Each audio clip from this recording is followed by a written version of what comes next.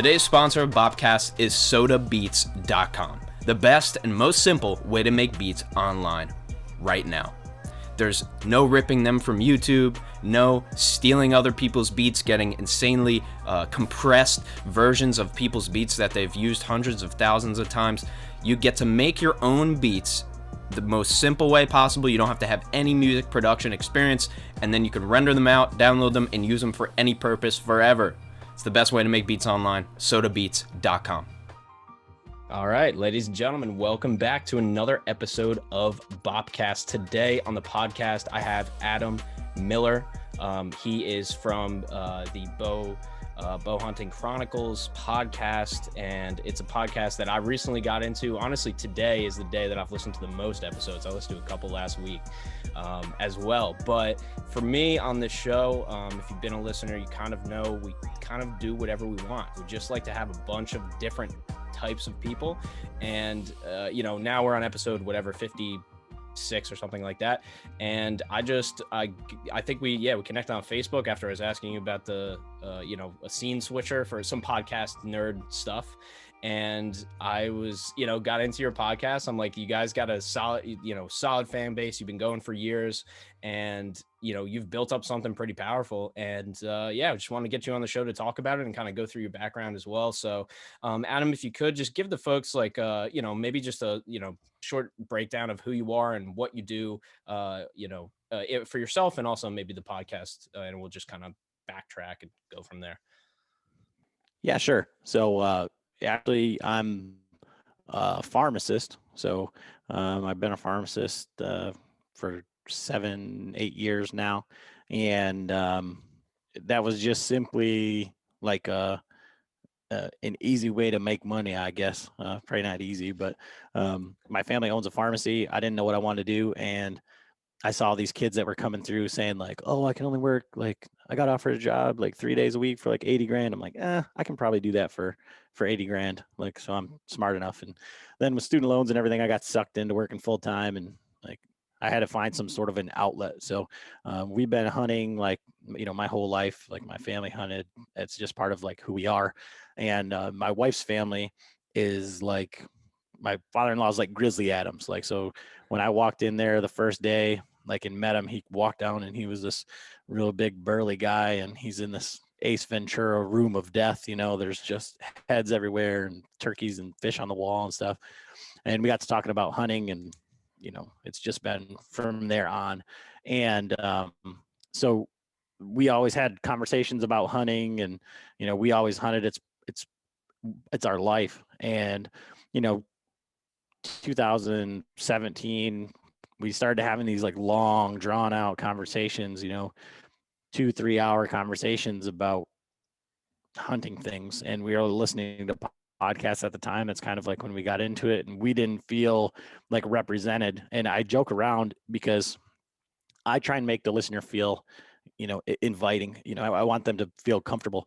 And so I'm not a very good bow hunter. So I just say that I'm the world's worst bow hunter. And there, at the time, there was nobody had a podcast saying like, hey, we're not killing anything, but we're having fun.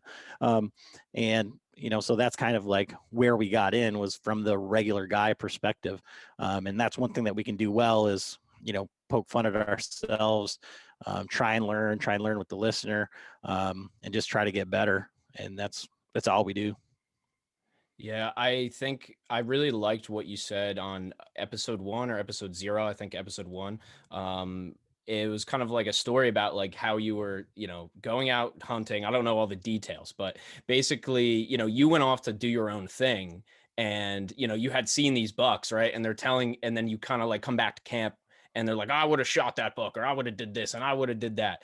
And you kind of didn't feel, as you said right now, is like, maybe you didn't feel like represented, or you just didn't feel like people were on the same page about, you had a different opinion on the sport, maybe than other people. So I think, was that an influence for you as well, of kind of just maybe taking a different approach than a lot of other people that you were around in this scene?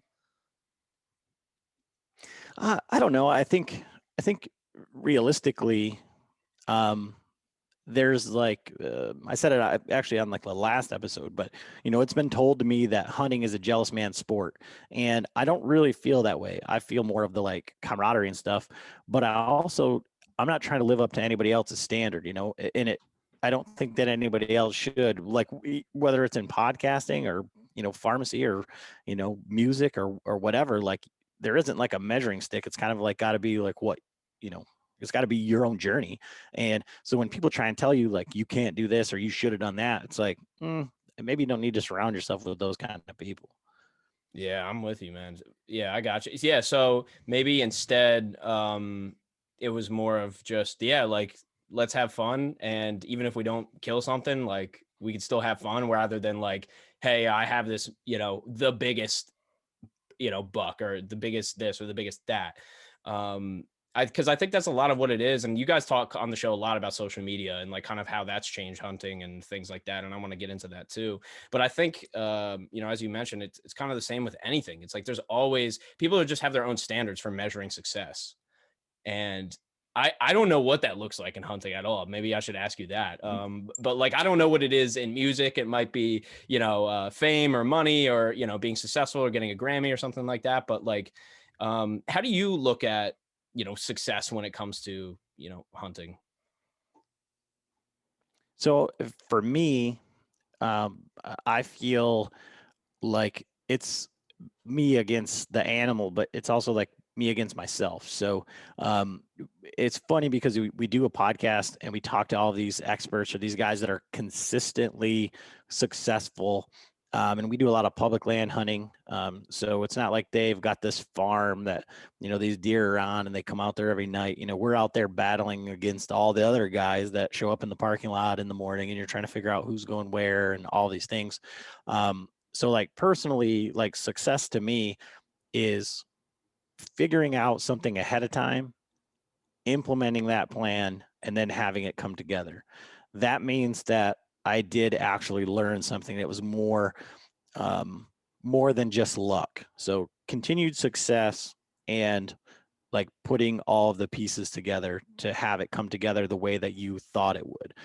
So it's essentially like outsmarting the animal to some degree. And a lot of the time, some of the cooler things, like while you're hunting, where everybody thinks that we're just bloodthirsty, murderers, is letting deer go or seeing other wildlife while you're sitting there completely undetected and they just walk on by, because at that point you've been successful too, because you've won.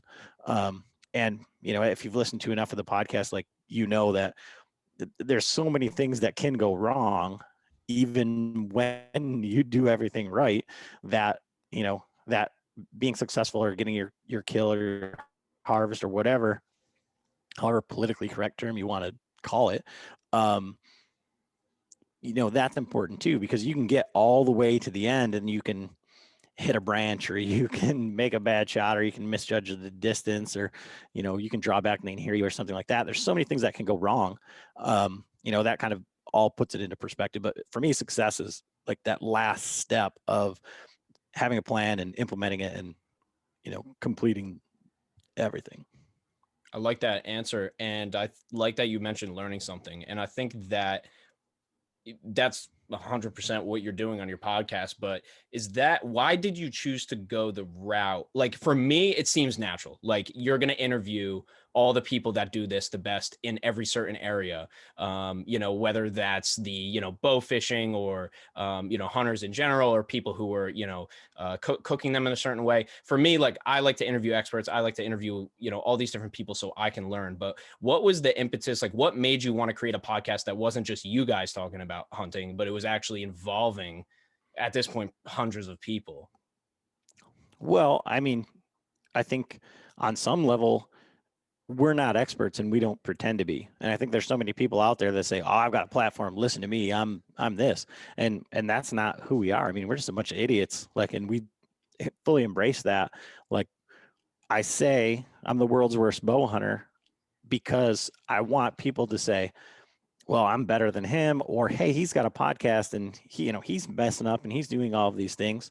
But then when I talk to experts, quote unquote experts, or guys that are successful all the time, I know the questions to ask because I know the mistakes that I've made, and I don't want to put myself on that same level. I brought that guy on there to ask the question for the listener, because the podcast isn't for me. I mean, I have access to all these guys. Now I've got all their phone numbers. I talk to a lot of them on a regular basis. So if I wanted to answer, I just ask them. But the general listener can't do that.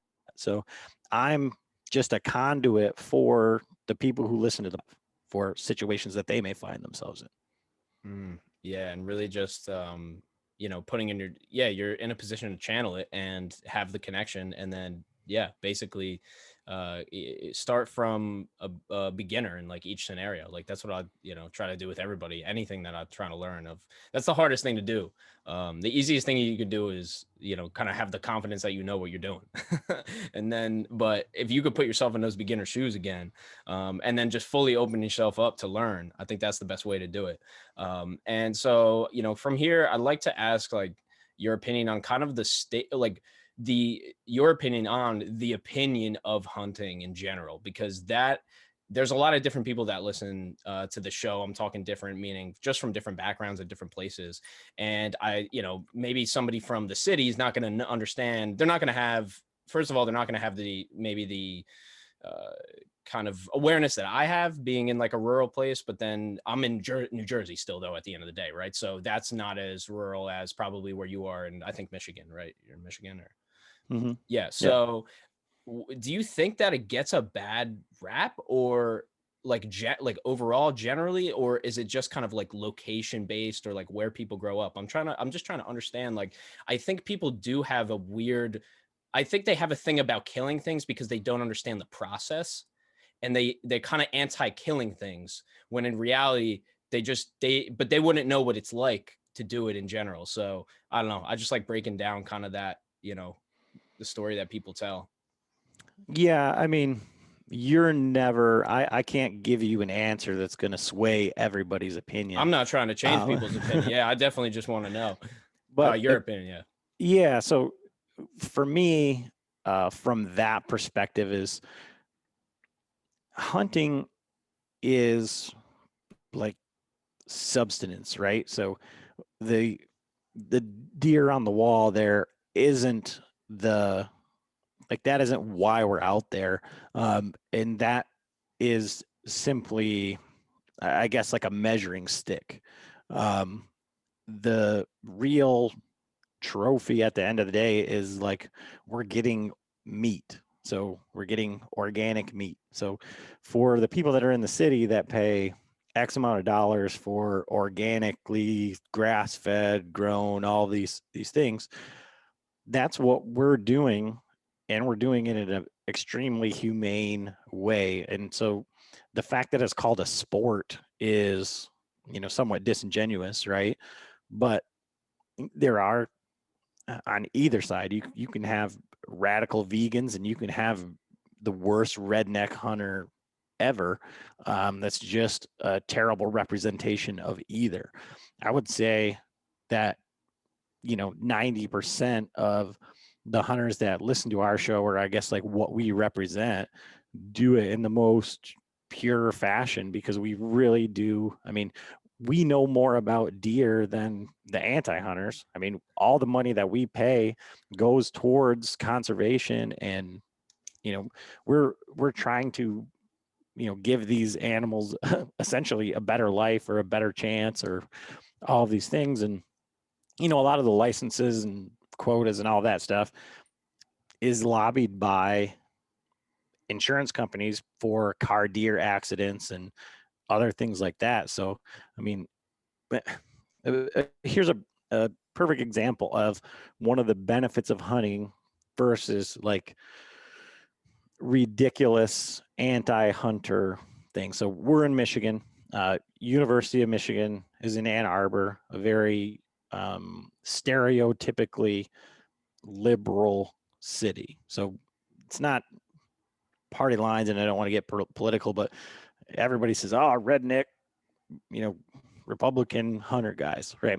Well, in Ann Arbor, they paid, I don't know how many millions of dollars to capture and sterilize deer so that they didn't kill them.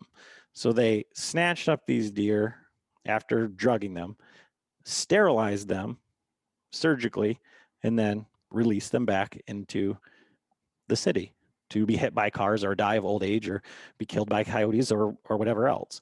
So, I mean, hunting the deer does that without spending all that money and actually generates money. You know, the meat is being used, and you know, I've got friends that are out in the DC area where they have like 400 deer per square mile. These guys hunt all year round, and they've killed, you know, innumerous amounts of deer, but their deer are donated to Hunters for the Hungry, and then that gets cooked up in homeless shelters and donated to families in need and other things like that. So it's hard for me to speak on, you know, what anti-hunters think or believe that hunting is, because like I said, it's been around my whole life, and it isn't.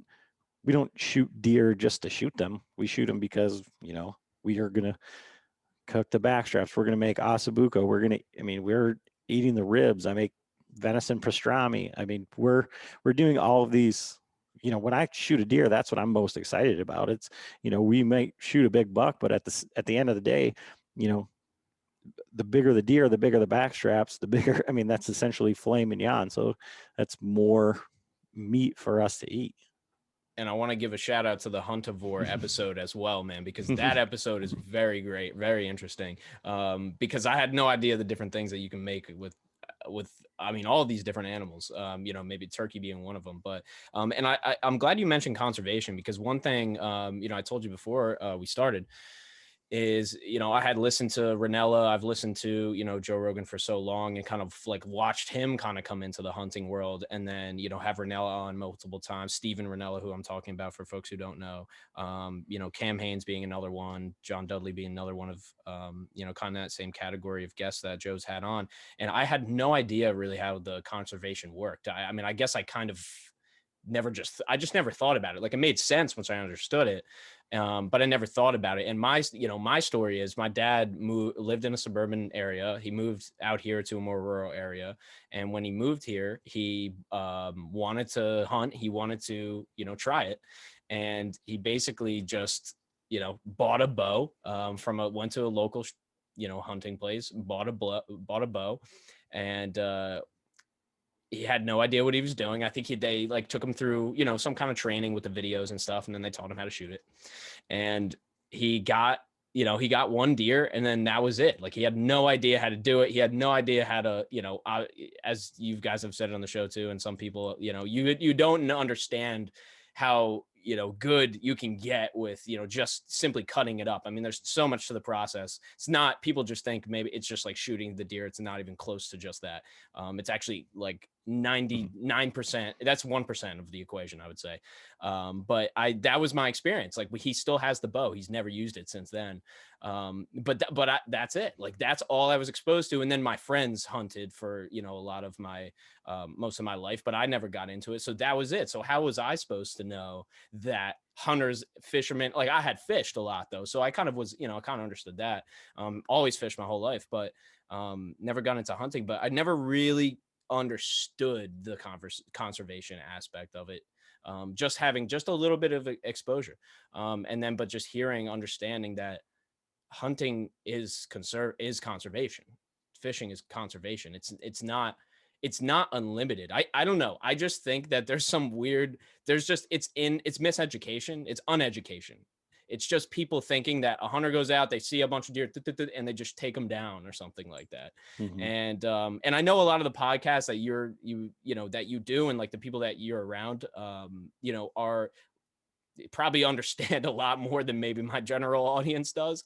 But I do really, you know, I want people to understand this, man, because I like to have different sides of the equation on. But you know, kind of, I say that to say, I didn't, even being exposed to it, the level that I still didn't understand what hunting does or is, or tags, and the amount of money that you have to pay and where that money goes. And then you get into insurance. I mean, that's a whole nother thing. I worked at a body shop for 5 years, so I totally understand that side of it. So, but yeah, it's a whole world that people don't know. But yeah, it's crazy. Yeah. And so like I say, the conservation side is huge.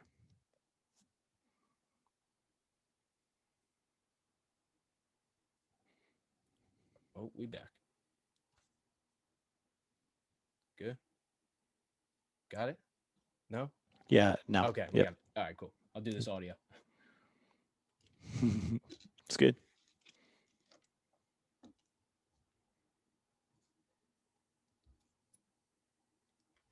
What are you saying? Conservation side?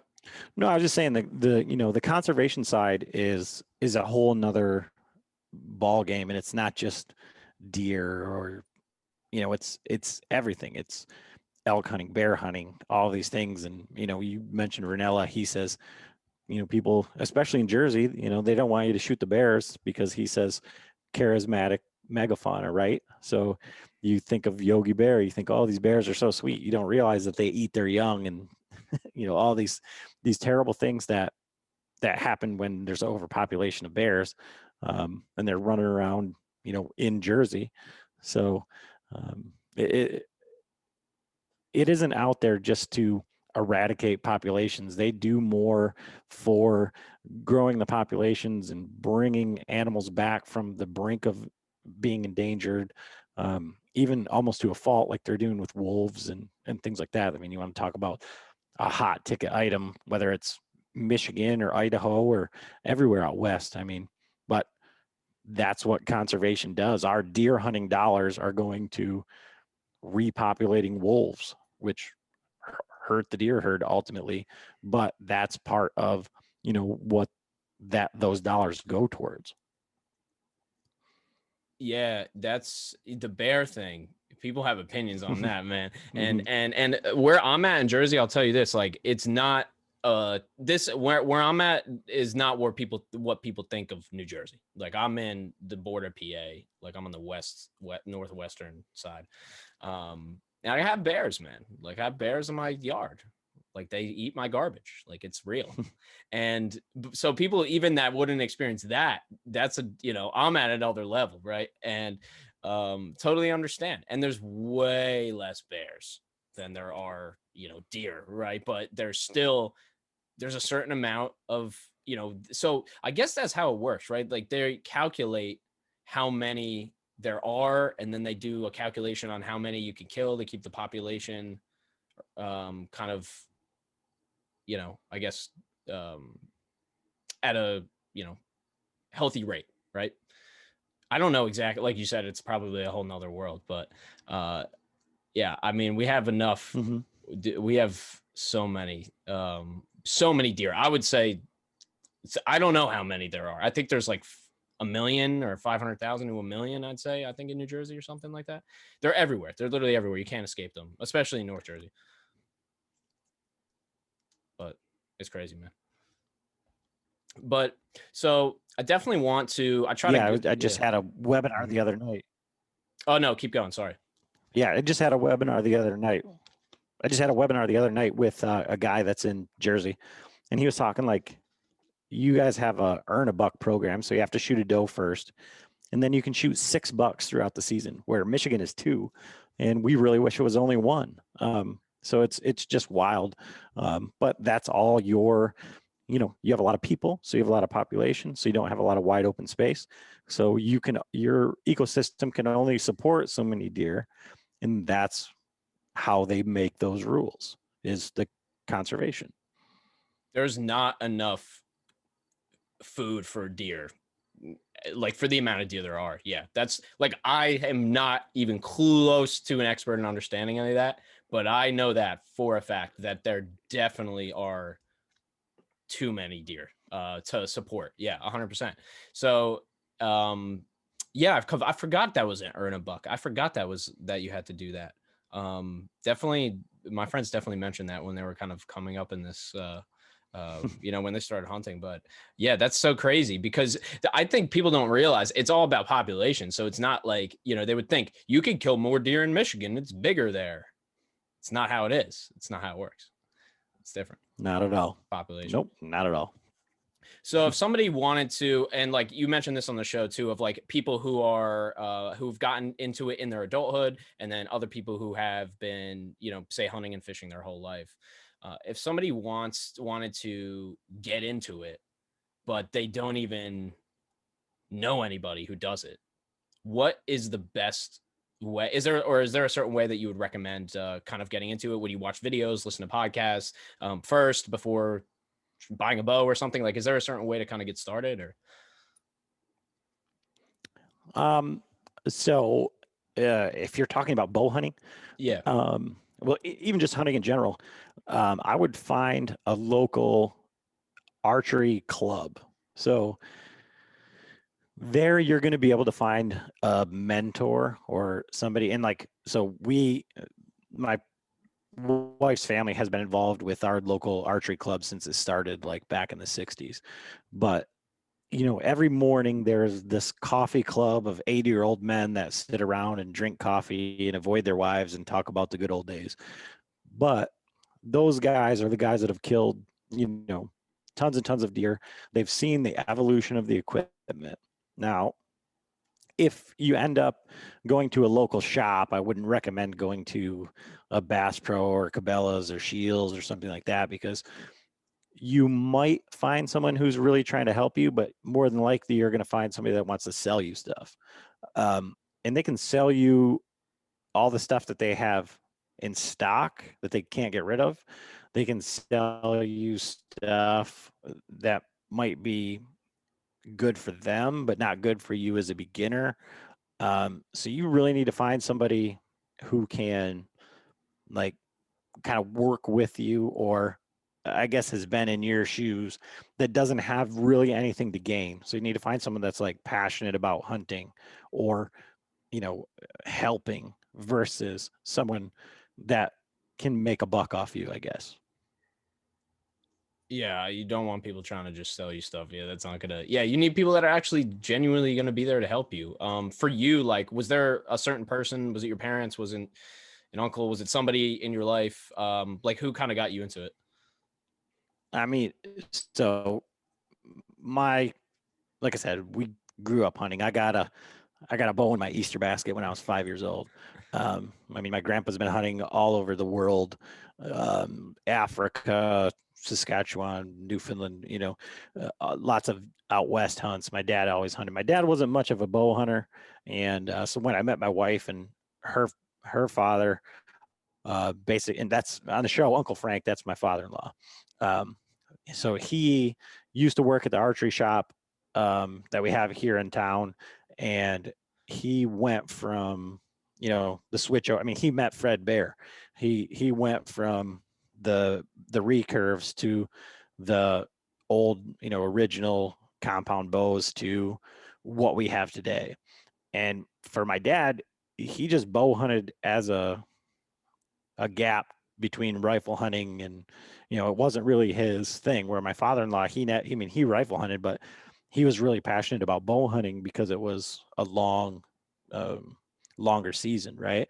And so I probably for me, I was also like in the Marine Reserve, so I was in the Marines, and shoot 550 meters with a rifle.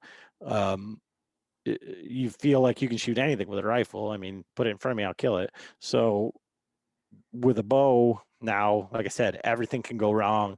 So now it's a challenge. And so it just became like more of a challenge. But I think that hunting with my father-in-law probably pushed me more to hunt the way that I hunt now than before. And when you say the way that you hunt now, does that mean bow hunting, or is that like a certain kind of like style of hunting? No, not at all. No. So style of hunting, 100%. My family has 240 acres in Michigan's Upper Peninsula. It's cedar swamp, but it was always, this is your tree. You go hunt there. If the deer walk by, awesome. If they don't, well, it wasn't your day. So it wasn't, I didn't really, I wasn't a hunter. I was a hoper. I hope something happens. The wind didn't matter. We were still going to that tree. If we hunted there 10 days in a row, then, must have been, there's no deer in the area. It doesn't really matter. So hunting with my father-in-law is like learning, maybe you heard us talk about it, maybe, Ranella, all that is learning woodsmanship. So deer eat this, this is what deer tracks look like. These are scrapes. This is rubs. This is why they're going there. This is why this is happening. This is why this is happening. And then you look at the weather, you look at the wind, you look at all that sign that you looked at when you were scouting, and you say, okay, I have a pretty good idea that the deer are over here. Like they sleep here and they eat here, and the wind is going this way. So at night when they're sleeping over here, the wind's going to be blowing in there. So if I want to hunt here, that's probably a bad idea. But if the wind's blowing this way and they're eating over here, so in the morning, because deer are nocturnal, if I get in the middle here, the wind's going to be blowing this way. The deer won't smell me. They're going to come back to bed, and then I'll probably see some deer. Basically the easiest way to explain it, but learning, so that's what I was talking about. Like what success is by taking all of that information and saying, okay, this is what I think. Oh, look at that. It happened. Like, so that's a success, Yeah. So you're not just sitting in a tree stand, like waiting in the same spot that you were the last 4 years. Exactly. Yeah. So are you like camping too, or is it just kind of like a day, like go out for the day and then go back, or like? No, I mean, nah, we're not, we haven't gone that far. I mean, when we go elk hunting, that's different. So, backpack in, set up a tent, pack up your tent, go try and find the elk. Same principle, but you just have to cover more ground, and you got to get into where the elk are, so it's a little bit different. But as far as like bow hunting, when we go out of state, we'll just rent a cabin and then go back and forth. But I mean, I would say that the difference is, some people certainly do the camping thing for whitetails, but I think the difference is that in the East or Midwest, over to where you're at, you don't necessarily have those large tracts of land that you have out west, where you can go 5 miles and not hit a road or hit, something. I mean, yeah, up in Maine and, that sort of terrain, they have that, but typical Midwest whitetail habitat doesn't really necessitate camping. Yeah, so you can just go out there. Yeah, and so you have to like scope out the whole area, right? Like I was watching one of the videos. What was it? The February 2020 video. And you got, yeah, like I don't I don't even know. Yeah, with Dan Infalt. Yeah. So is he like, who is he? Like what? This guy is like, he's like the mastermind. So what, like, can you explain kind of this? I'm going to link the video below so people couldn't, but I just feel like people should watch it to really understand. Yeah. So, I mean, he ran a forum and still does, called the Hunting Beast. They call him, or he has earned the moniker of the big buck serial killer. He has a specific way that he hunts. And it's that same thing where he hunts public land in Wisconsin against everybody else. And he's killed numerous big deer with, you know, he didn't pay for them. He's hunting them on public land. He's battling it out with everybody else. And he's doing it by essentially living the deer's life and figuring out these deer. So, and he's fairly open about when he was younger, it was an addiction, an obsession. He, missed birthday parties, Halloween. He flat out told his wife he was going here and he'd be in the woods hunting, and he missed a lot of stuff in his family's life. And he so he's completely open about that, as maybe like a cautionary tale to young guys. But he says that if he wouldn't have done that, he wouldn't be the guy that he is today. But regardless, he hunts, like I was saying, deer sleep here and they feed here. He's finding mature bucks. So little racked deer or small deer are generally like a year and a half old. And so like the buck behind me, so like 100 inches of antler. So 8 point, 10 point, whatever, not out past their ears, not these monster bucks that you'd think of, are like a 3-year-old deer. So he's targeting and killing like 4 to 6-year-old deer. So these are smart old animals that have seen it all. They've lived longer than most deer live. And he's figuring out how they've lived so long and then going in and targeting them. And now he's got a series of DVDs and all sorts of other stuff, but now, he's got everything on YouTube, and he's maybe moved. He's still hunting and, still trying and still doing it. But in talking with him, he's kind of like in a teaching phase of his life where he's trying to help out as many people as he can and get the information out there so that guys can learn. And he really does appreciate helping people and that side. So we've had him on the podcast a couple times, and we drove to Wisconsin and did one of his seminars where he takes you exactly to the place that he hunts. And so that is like a big no-no in hunting, because if you say like, hey, this is where I kill all the deer, well, then that's where everybody's going to go. And so he's taking you right there. He says, if you live in the area, please don't come, because I don't want you to come and hunt my spots. But he doesn't turn anybody away either. So yeah, I mean, that's who Dan Infalt is. Yeah. So there's kind of there's like hunting philosophies almost. Oh, 100%. Yeah. Yeah. And that's why it's so much fun doing what I do in the podcast, because I get to pick and choose like which philosophies like you want to pit against one another.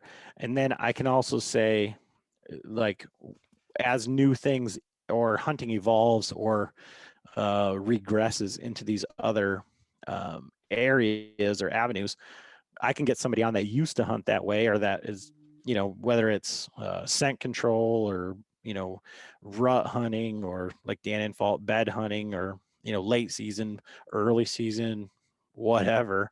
Um, you know, you get these guys that are doing it very well, and get to pick their brains. And then you can ask, how does it apply to me here in Michigan, or how does it apply to PA? From my webinars and stuff, there's a lot of guys down in Georgia. So how does it, the big pine flats of Georgia, how would you hunt it in this sort of scenario? But yeah, there's very much philosophies on it. It isn't slap up a tree stand and hope. I mean, that is one philosophy on hunting, but it's, those guys usually get lucky. They're not consistent. When you started this podcast, did you expect it to get to where it is now? Like how far you've gone and sponsors and all this, and, kind of meeting all these people? I know you probably had some kind of, thought of where it was going to go, but is where it is now, is that where you thought it was going to go?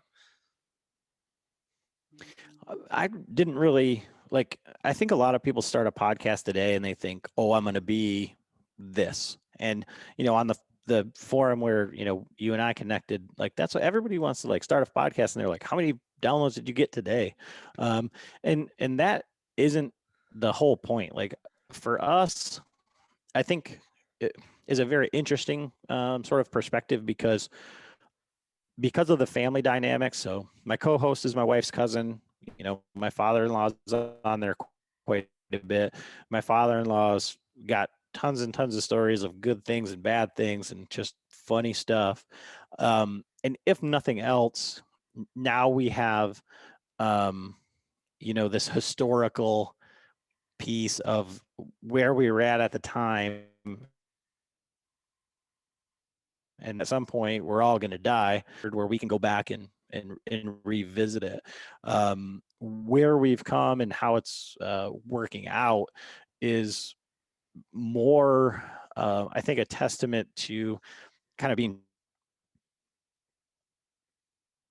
At the beginning, I thought maybe, oh, I'll get into the hunting industry or this, that, the other thing. Well, the problem is that I'm a pharmacist, and replacing an income like that on a podcasting salary, if you want to call like what we make off the podcast a salary, it just isn't realistic. So it's trying to, I guess now, justify some of the things that we do. So it allows us a lot more things, and the networking and the people that we've met.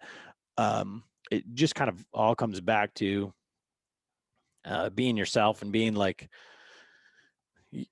self-deprecating, I guess, like not trying to be some sort of hero or something that you're not. But I guess to back to the actual question, like, did I ever expect this or whatever? Like, I don't even know what this is at this point.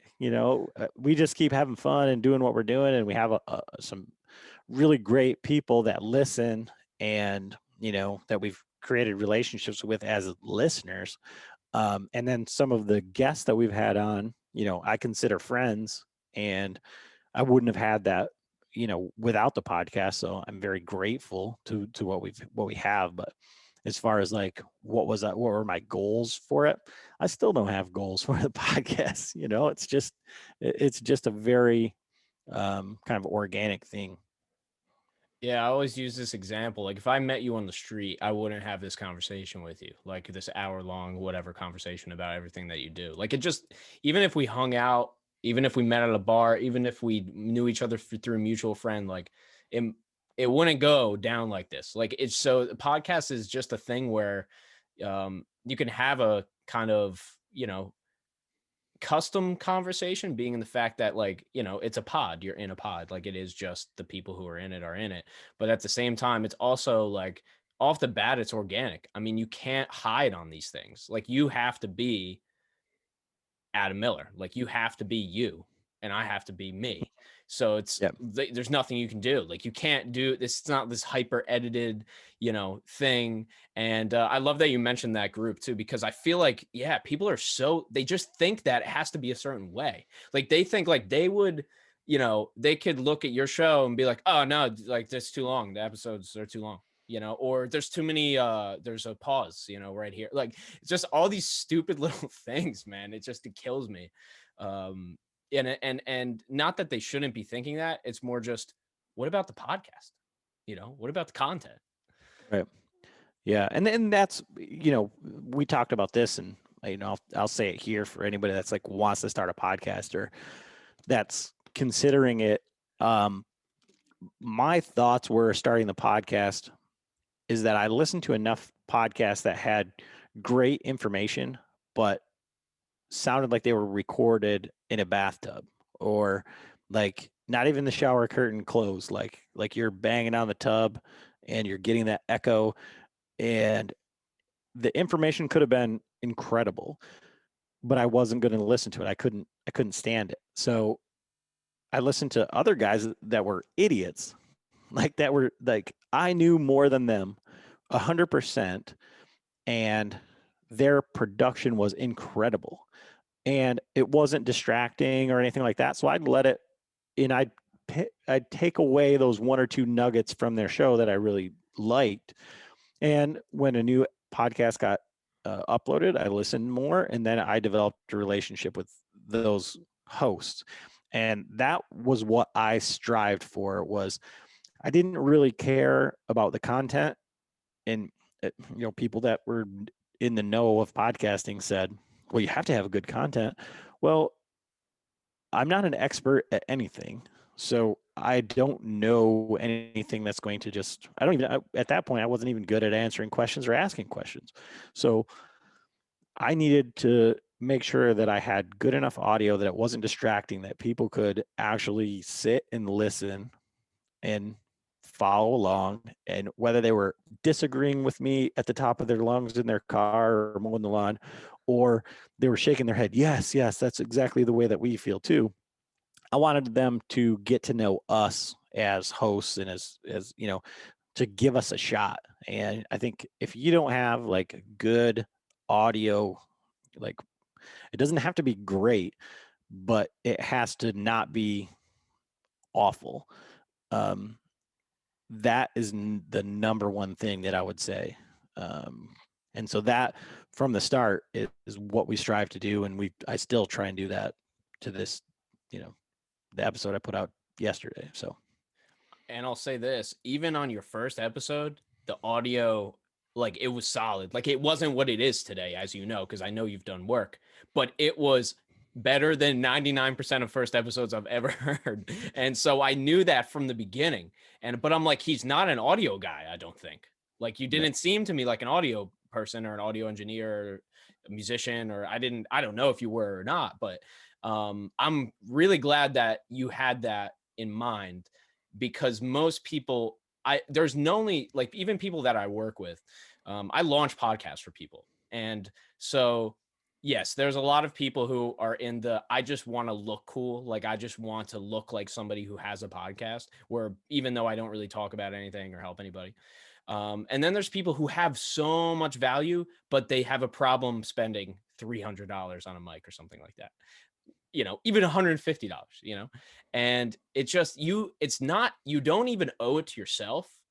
You don't even owe it to the podcast. You just owe it to the listener. Like, if what is this for? Like, is it for you? If it's for you, get on and talk with your, laptop webcam and your laptop mic and just put it on Facebook and that's it, but, yeah, that's it. I'm just so glad you said that, because I'm such an audio person, and it's something that I have spent years trying to fix. Like I have fixed Zoom audio for so many people. And Zoom, I mean, it doesn't matter what it is, right? It could be, recorded on a phone or something like that too. But it's really important to me. So even for you as a non-audio person to hear that, like it makes me happy. And then you get into the video. That's a whole separate thing. That's been a whole nother animal for us to try to, which is literally how we connected in the first place. And I think that's another side to podcasting. I will say that it's not my expertise. Audio is, but I'm not an audio expert. I wouldn't claim to be. I know what I can do and what I can't do. But video seems to be its own thing. But yeah, but you guys are starting to, like we were talking about before the podcast, you're going to start kind of getting into the video stuff too, right? Yeah. So one of the weird things about hunting and hunting in this space and doing like whatever is they want, the listener wants you to video your hunts. Everybody wants to watch hunting videos and all that stuff and see people that they know. So we've been videoing our hunts for the last couple of years, and we got 2 or 3 different kills on camera, turkeys and deer. But the video portion, because like what we're doing right now, being able to see body language and be able to see like when we're laughing and making fun of each other and pointing and all of these other things, but also, and I don't know if your podcasts go up on YouTube or whatever, whether they're all video or whatever, but this is something that I think is missed, is there isn't a really good search engine for podcasts. So we have, like when I started this, I have a website that everything goes on there. So that definitely helps. And then all of our audio episodes go up as well on YouTube. But YouTube is the number 2 search engine in the world, owned by the number 1 search engine in the world. So the more content that you have out there plugged into these search engines allows you to be found. And so,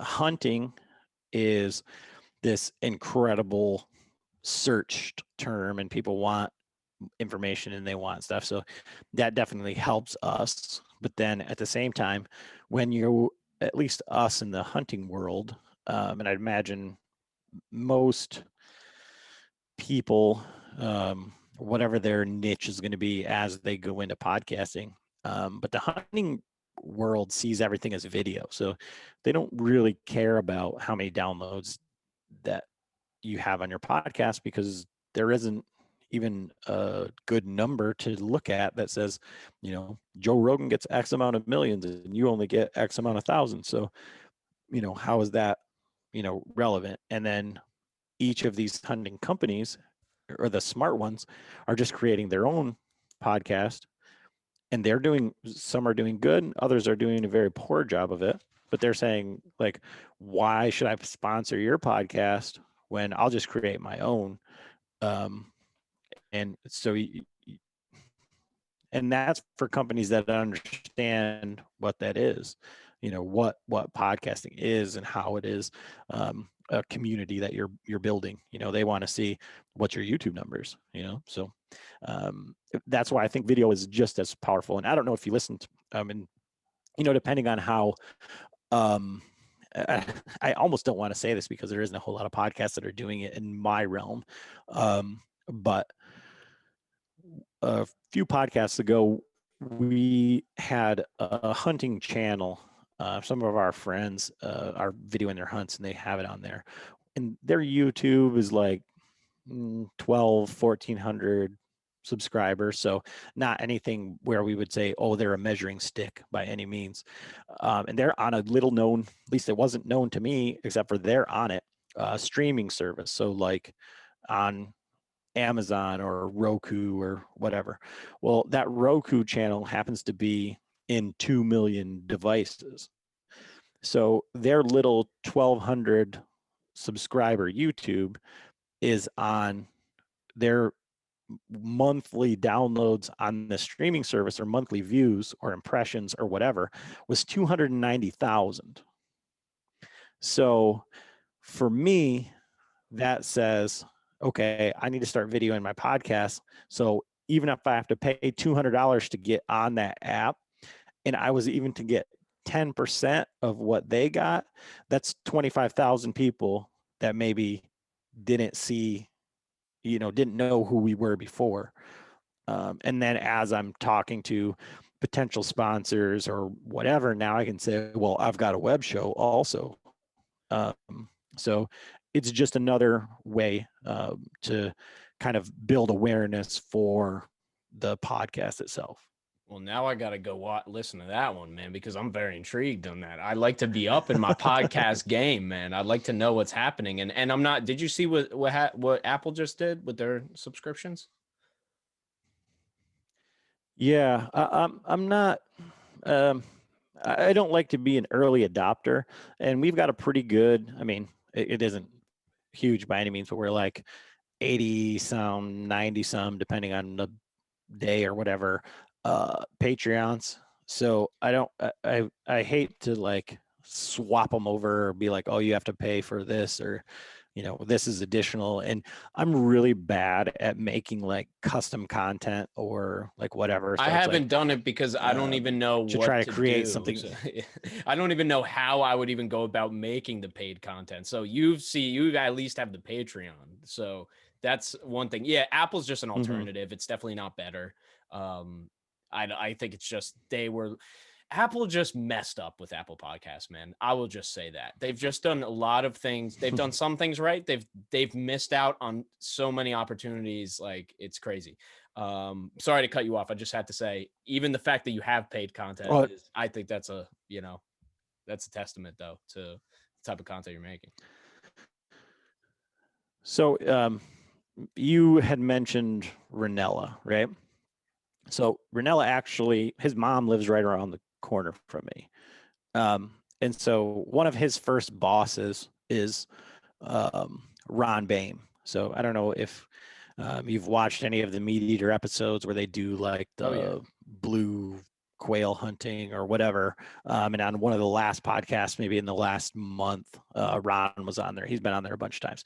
He runs the Hunting Dog podcast, and it isn't under the Meat Eater umbrella, but it's in the top 50 wilderness podcasts on Chartable. Like, it's He's really up there. But right after I started the podcast, I was introduced to him at a hunting banquet, and he actually just lives right down the road as well. And so I talked to him, and he was showing me all the ins and outs of Patreon and what he does and how he does it. And so we just started it up, and for a while there was nobody on there. It was like my mom and like, you know, 2 or 3 other guys. And then as it's just the weirdest thing. It's kind of like a, you know, what do they say? Like perfect is the enemy of good. And, you just need to produce content and then get better and learn.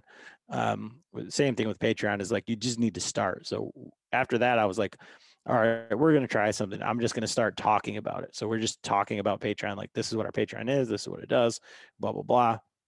And then boom, people started signing up. I was like, holy crap. And then we had like, I don't know how many we had, 40, 50, something like that.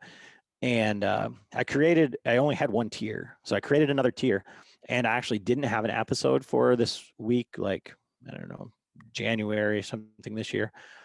And so I was like, whatever, I'm just going to do a solo episode. Like, I put out some questions like in my Patreon group and said, hey, what do you guys, what questions do you have? Or like what, and I just did like a 45-minute monologue with no editing, no anything. I just sat in my basement with a glass of scotch, went through my phone, answered the questions, talked about Patreon, talked about like, these were questions from Patreons. Like, we just added some new tiers, and then it was just like, and then half of my Patreons went up to the next tier, and it was just like the most ridiculous thing.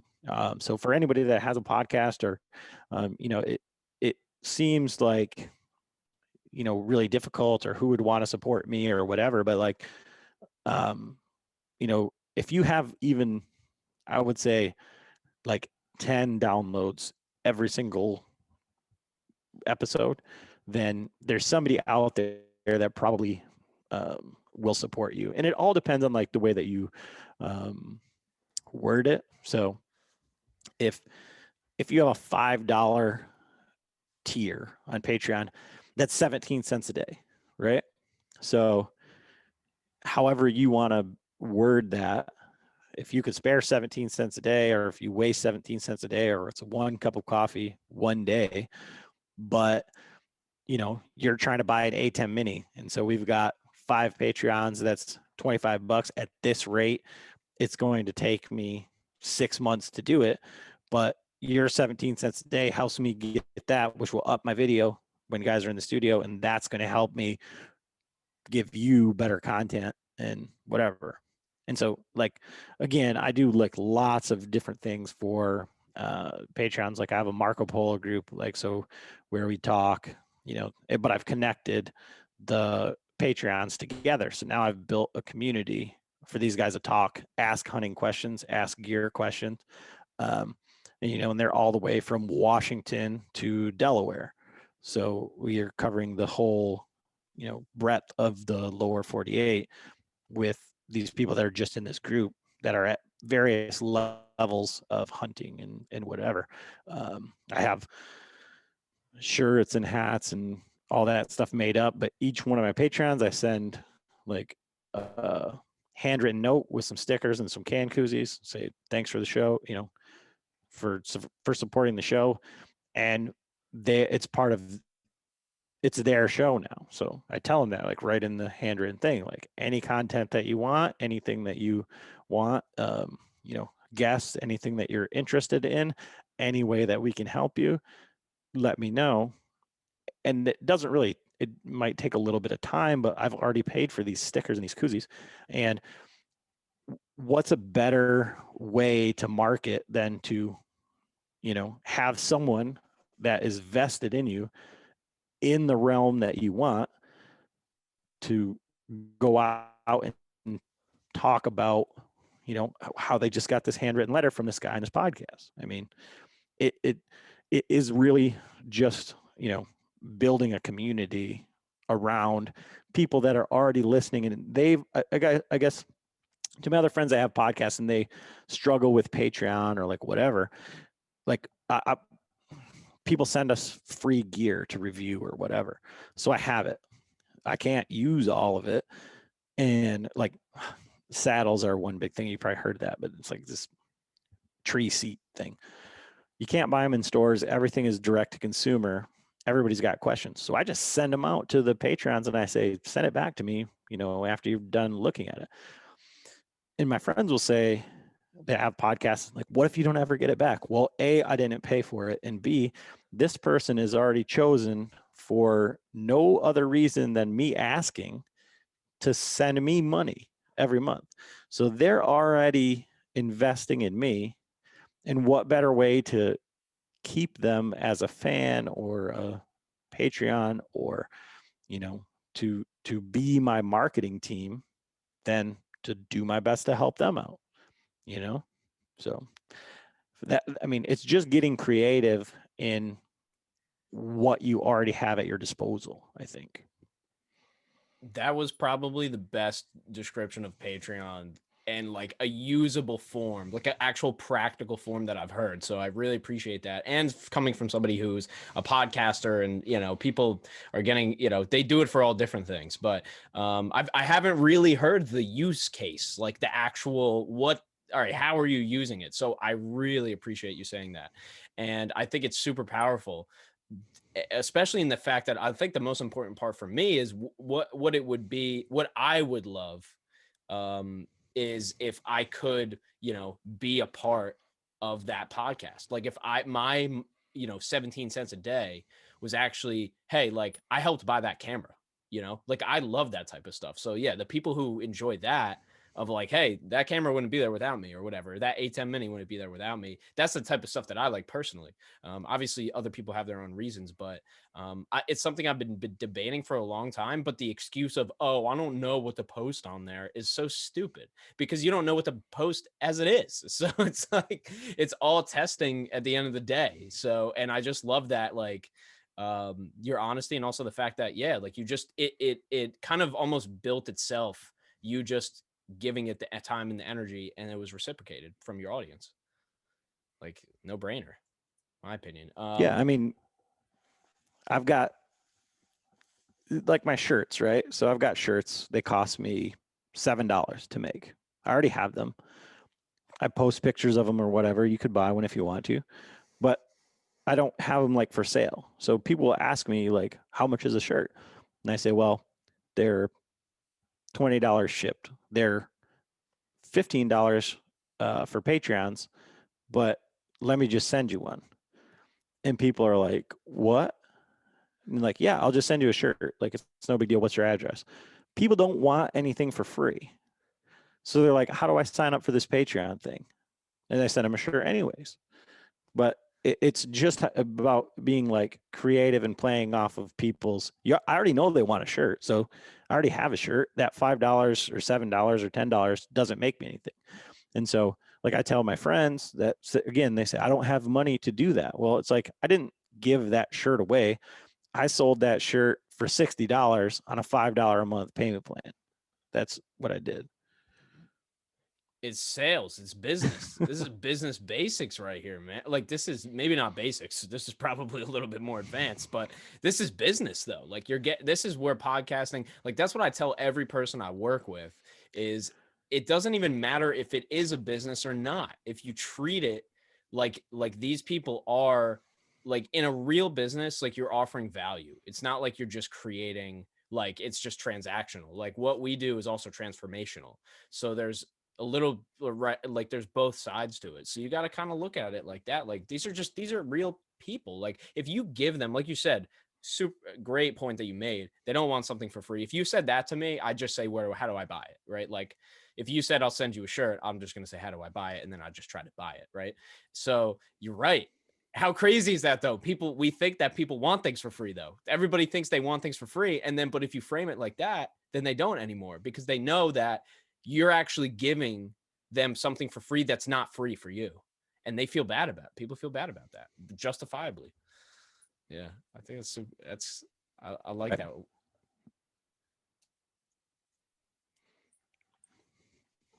business approach right there. So I have like way more questions for you about like Patreon and stuff like that. But my last like podcast question before we wrap up is you talk about like Patreon now and like, kind of, growing the show organically in the way of putting things on YouTube. But when you were starting out, was there any specific thing that you did to grow the listeners? I don't know. I mean, I think exactly the things that I would think that you should do anyways. So if someone follows me on Instagram, like I look to see that they're a real person and they're not just a bot or something. But I'll send them a message. So I invite people to contact me any way that I can. I'm on a lot of the hunting forums and things, and I never ever lead with I have a podcast.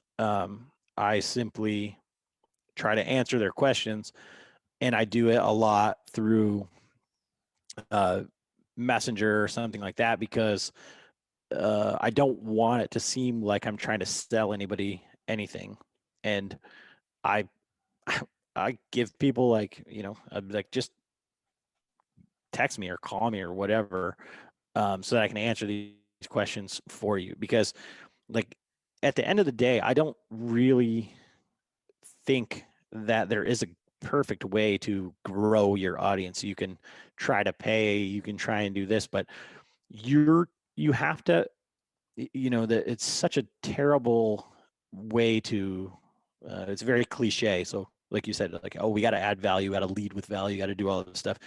Well, that's all like marketing speak to the point now where everybody's sponsored post says, if you want to grow your podcast, you have to lead with value and you have to do this. Well, in reality, like all you have to do is make a connection with somebody, whether that's one person at a time or whether that's from a group standpoint.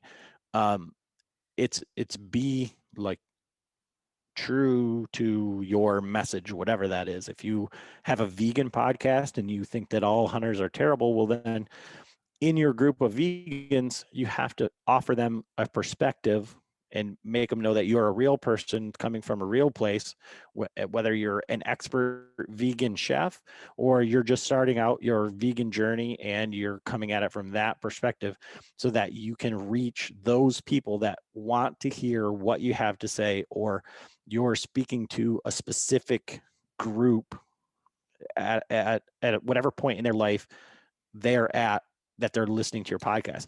And I think also at the end of each, for every podcast, whether I have a guest on or it's just us recapping a hunt or an experience or some sort of gear talk, I want to make sure that there was something in there that the person was to take away from it. So you could take any one of my podcasts and I can say in this podcast, what I wanted to take away was X, even if that's making them feel better about themselves by how terrible we are, and not trying to dance around that point and say like these guys are trying to be something that they're not. It's trying to say like, it's okay. Maybe it's just a laugh by having fun. Like we're just having fun doing what we're doing. And I think that those are the most important things for growing a podcast, is creating, whether it's through Patreon or a Facebook group or whatever, by creating like a following of people in the same space that you're trying to reach. So you have to know your listener and then go find them. Yeah, and just doing the groundwork. I feel like people think they don't have to do work for some reason. They think like you start a podcast and then people just listen. Like the amount of people that I've messaged to, like same here. And I used to be the person in the beginning. I just said, "Hey, this is my podcast here. Like this is what you'll learn from it. Here's the link." You know, X amount of people will click, X amount of people will subscribe, X amount of people will become weekly listeners. Like it's just a numbers game. And I always tell people too, like, hey, if your podcast is so good, why aren't you out there telling people about it? Like if it's really that valuable or it's really this or it's really that, like it's really about the people, man. Like it's about the human connection, you know, what you're saying, like being there to just answer a question. Like it's not, you're not some guy like up in this, you know, pedestal or whatever. It's like, I have a podcast. Yeah, man. Like I just like from what I got from your answer is really just like that human kind of just be a person, like be a real person. And then people, you know, will gravitate towards you and they'll want to watch and listen. And some episodes they're not going to want to listen because they don't care. Like some people don't care about certain things, you know, like it's like I'm not a bow hunter or even a hunter in general. I still like your podcast though. Like I still like listening to the episodes. Like I'm still a fan. I'm still subscribed. Like there's going to be some of them I don't listen to and some of them I do. It's just the nature of podcasting. Like, and but yeah, that's it, man. I love that. I love that perspective on it. It's just really like down to earth and kind of just, you know, have fun. And I like that you mentioned having fun too, because if I'm not having fun, I'm not doing my podcast. Like, that's just it. Like if I'm not scratching my itch of curiosity, I'm not going to do this anymore, you know? So, yeah, people they have these like weird standards that they think it has to be a certain thing or not. When it really, yeah. Are you having a good time? Are people listening? Are you making a human connection? Like, man, that's really it. And so before we wrap it up, I just want to say I appreciate you doing this, Adam. I really appreciate you being here. And if you could just let people know exactly where they can find, you know, your podcast, website, you know, Instagram, etc. I'll put it all in the show notes, but Yeah, I mean, Bowhunter Chronicles podcast, bowhunterchroniclespodcast.com, Facebook, Instagram. If you can find a podcast, we're on that platform. I mean, everywhere. I mean, we host on Libsyn, so you can see where it's at, and like the countries that pop up that people download is incredible.